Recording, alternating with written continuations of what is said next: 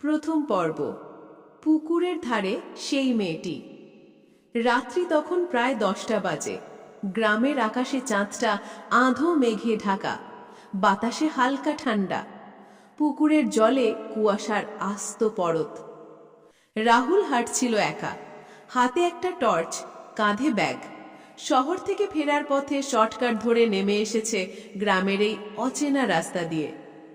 রাহুল শহরে কলেজে পড়ে, তবে ওর গ্রাম বেলতলা, নদীর ধারে ছোট্ট একটা গ্রাম, যেখানে এখনো রাত মানে নিস্তব্ধতা আর জোনাকির আলো। সেই গ্রামেই থাকে লিলি, রাহুলের শৈশবের বন্ধু। ছোটবেলায় একসাথে স্কুলে যেত, পুকুরে সাঁতার কাটত, মাঠে লুকোচুরি খেলত। কিন্তু ক্লাস 8-এ ওঠার পর লিলি হঠাৎ করেই নিখোঁজ হয়ে যায়। কেউ বলে নদীতে পড়ে গিয়েছিল, কেউ বলে পরিবারের লোকই ওকে শহরে পাঠিয়েছে, কিন্তু আসল খবর কেউ জানত না। রাহুল তখনও মনে মনে ওকে ভুলতে পারেনি।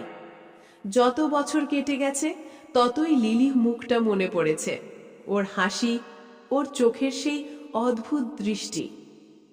সেই রাতেই কলেজ থেকে ফেরার পথে হঠাৎ এক অচেনা মোড়ে টর্চের আলো এসে দেখতে পেল এক মেয়েকে পুকুরের ঘাটে বসে আছে।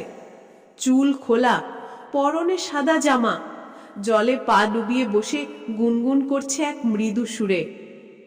রাহুলের গা একটু কাঁপল। এই সময় কেউ পুকুর ঘাটে বসে গান গায়? কৌতূহল মিশে গেল ভয়।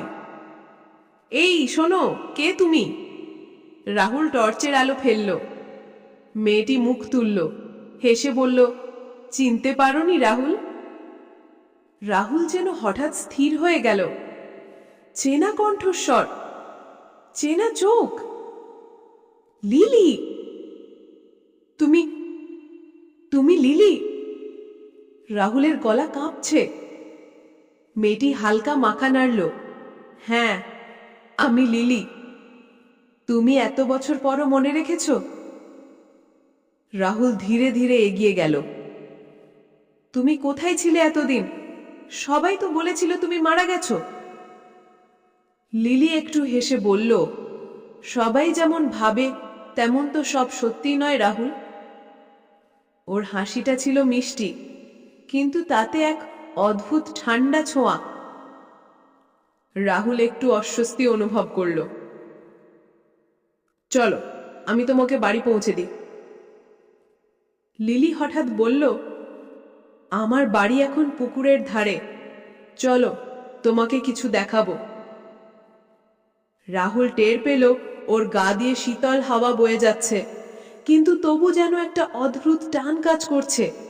লিলির চোখে তাকিয়ে থাকা যায় না, তবু দৃষ্টি সরানো যায় না। দুজনে পুকুরের ধারে এগিয়ে গেল।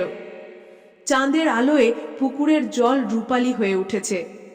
হঠাৎ বাতাস নিস্তব্ধ হয়ে গেল, পোকামাকড়ের ডাক কেমে গেল, এমনকি গাছের পাতাও নড়ছে না।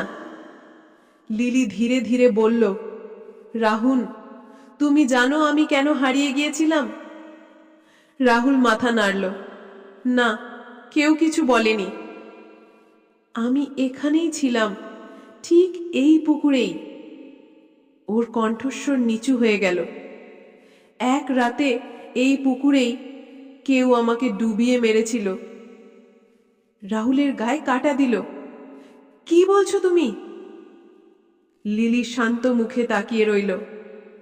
যারা আমার মৃত্যুর কারণ, তারা সবাই একে একে ফিরে আসছে। আমি ওদেরই খুঁজছি। রাহুলের হাতে থাকা টর্চটা হঠাৎ নিভে গেল।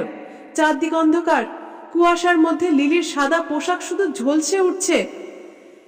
লিলি, তুমি কি সত্যি ভূত?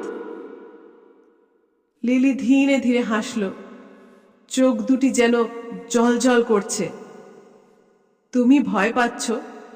ভয় পেও না রাহুল, আমি তোমার ক্ষতি করব না। তুমি তো আমার প্রিয়জন ছিলে। রাহুল এক পা পিছিয়ে গেল, কিন্তু হঠাৎ দেখল তার পা পুকুরের ধারে জল ছুঁয়ে গেছে। পানি ঠান্ডা নয়, বরফের মতো। আর লিলির হাত ধীরে ধীরে বাড়িয়ে আসছে তার দিকে।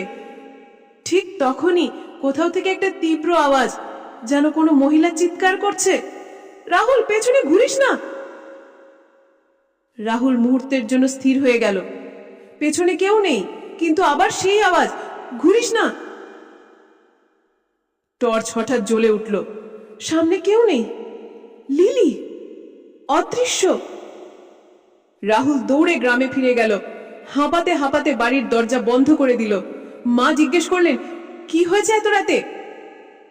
রাহুল কিছু বলল না, শুধু মনে মনে বারবার শুনছে সেই কণ্ঠ, ঘুরিস না। আর জানলার বাইরে থেকে দূরে পুকুরের দিক থেকে ভেসে আসছে সেই মৃদু গানের সুর, যা লিলি ছোটবেলায় গাইত। ভয়ঙ্কর চলবে।